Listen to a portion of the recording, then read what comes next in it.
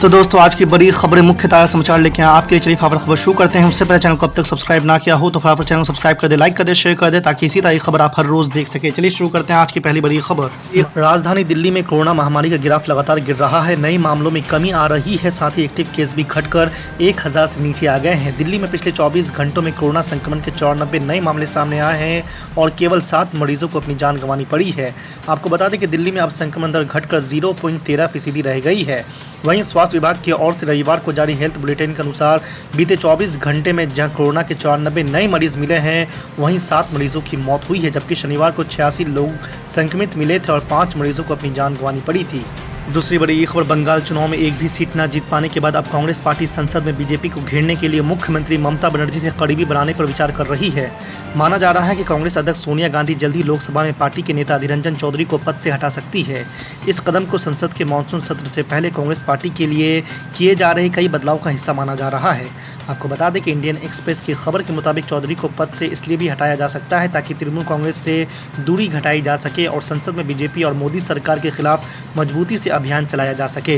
कांग्रेस ने बंगाल चुनाव में तृणमूल कांग्रेस के खिलाफ लेफ्ट के साथ गठबंधन कर चुनाव लड़ा था। हालांकि कांग्रेस ने अपने प्रचार में ममता बनर्जी पर हमला करने से बचती रही थी। तीसरी बड़ी ये खबर, पंजाब के मुख्यमंत्री अमरिंदर सिंह के घर के बाहर प्रदर्शन करने वाले आम आदमी पार्टी के नेताओं के खिलाफ पुलिस में मामला दर्ज हुआ है।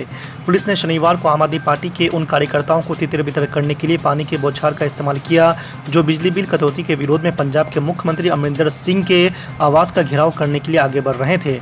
इतना ही नहीं, पुलिस ने बाद में आपके 23 नेताओं के खिलाफ कोविड-19 प्रोटोकॉल के उल्लंघन को लेकर मामला दर्ज किया है। इस संबंध में एक अधिकारी ने बताया कि पुलिस द्वारा दर्ज प्राथमिकी में आप सांसद भगवत मान के अलावा कई बड़े नेताओं का नाम शामिल है। पुलिस ने मान चीमा, मीत हेयर सहित आपके कई नेताओं को कुछ समय के लिए हिरासत में भी लिया था। आपकी पंजाब इकाई के प्रमुख भगवत मान के नेतृत्व में आम आदमी पार्टी के कार्यकर्ताओं ने बिजली कटौती के खिलाफ कांग्रेस सरकार के खिलाफ नारेबाजी की। चौथी बड़ी खबर, शिवसेना नेता संजय रावत और भाजपा के पूर्व मुंबई अध्यक्ष आशीष शेलार के मुलाकात के बाद से महाराष्ट्र में सियासी अटकलों का बाजार गर्म हो गया है।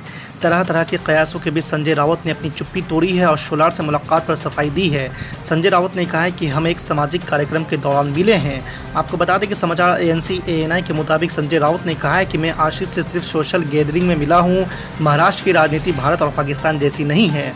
राजनीतिक मतभेदों के बावजूद हम मिलकर रहते हैं। जो लोग मुझे पसंद नहीं करते वे कल के विधानसभा सत्र से पहले अफवाहें फैला रहे हैं। पांचवी बड़ी खबर, तेजस्वी यादव ने एक बार फिर से नीतीश सरकार पर हमला बोला है। उन्होंने कहा है कि इसका गिरना तय है। सरकार के मंत्री और विधायकी तबादलों में हुए भ्रष्टाचार की पोल खोल रहे हैं। आपको बता दें कि नेता प्रतिपक्ष ने आरोप लगाया है कि बिहार में न गरीबों की सुनवाई होती है और न ही बिना घूस दिए ब्लॉक और थाना से लेकर किसी सरकारी दफ्तर में कोई काम नहीं होता है। अफसरशाही बेलगाम है। बीते सालों में कई घोटाले हुए लेकिन किसी भ्रष्टाचारी पर कोई कार्रवाई नहीं हुई।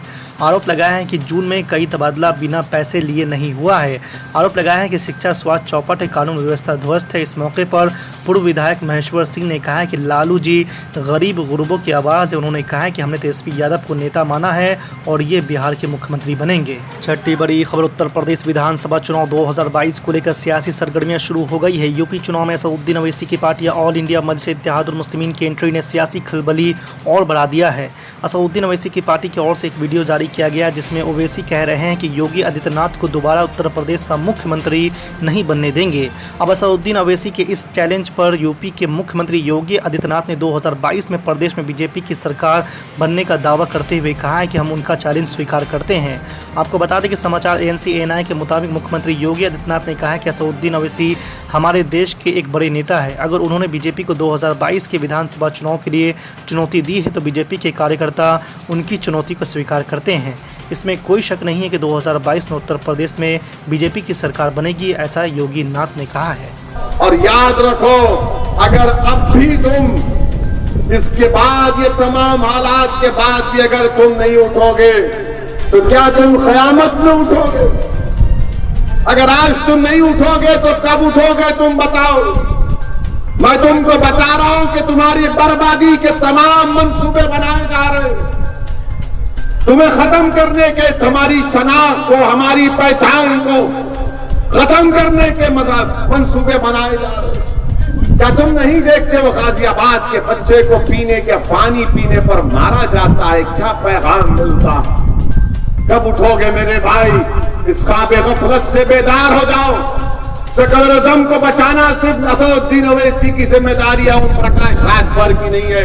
सेकुलरिज्म का बोझ सबको उठाना पड़ेगा।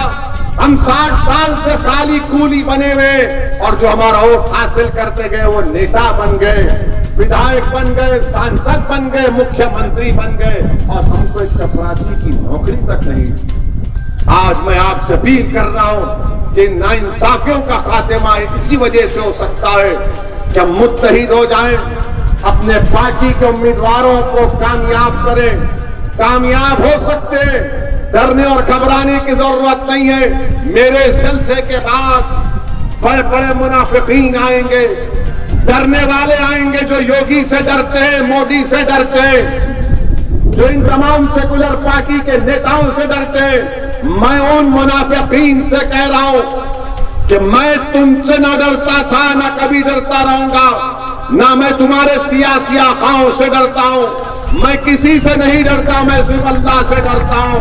हाँ, अगर मेरे मुकद्दर में अल्लाह जेल लिखा है तो जेल तो जाऊंगा, अगर मेरे मुकद्दर में अल्लाह गोली लिखा है तो अल्लाह, मैं तो दुआ कर रहा हूं कि हमेशा दुआ करता हूं काबतुल्लाह शरीफ के सामने और नबी करीम सल्लल्लाहु अलैहि वसल्लम के उन जाली मुबारक के सामने खड़े होकर भीख मांग रहा हूं कि आका जब तक जिंदा रखना है रखो, आपके दर का कुत्ता बनाकर रखो, या फिर आपके इस हलाल हक पर अपनी जान को मैं कुर्बान कर दूं। मेरे अजीज दोस्तों, डरने की जरूरत नहीं है। याद रखो, हम दुनिया में एक ही बार मरने को आए। इज्जत से जिंदगी गुजारो, बेखौफ होकर अपनी जिंदगी लो। क्यों? क्योंकि भारत का संविधान इस बात की हमको इजाजत देता है कि हम अपने हक के लिए लड़ें। ये संविधान हमको ये नहीं कहता कि तुम कमरे की घर में बैठकर अपने दरो दीवार में बैठकर अपने दरवाजे बंद कर रो। नौजवानों, तुमको संविधान ये नहीं कहता कि तुम अगर कोई मारे तो तुम किसी खेत के कोने में जाकर आंख से आंसू बहाओ। नहीं नौजवानों, ये संविधान तुमसे कहता है कि लड़ना पड़ेगा। जब तक तुम लड़ोगे नहीं, उठोगे नहीं, अपने हक के लिए कोई तुम्हारा हक देने वाला नहीं है। तुम लाख रोलो, भीख मांगो, कुछ नहीं देने वाले। जिस दिन तुम उठ जाओगे और बोलोगे कि हाँ मैं नेता बनूंगा अपनी बिरादरी का, मजलूम अवाम का, और मैं अपने हक की लड़ाई लड़ूंगा, तो यकीनन तुम कामयाब होगे।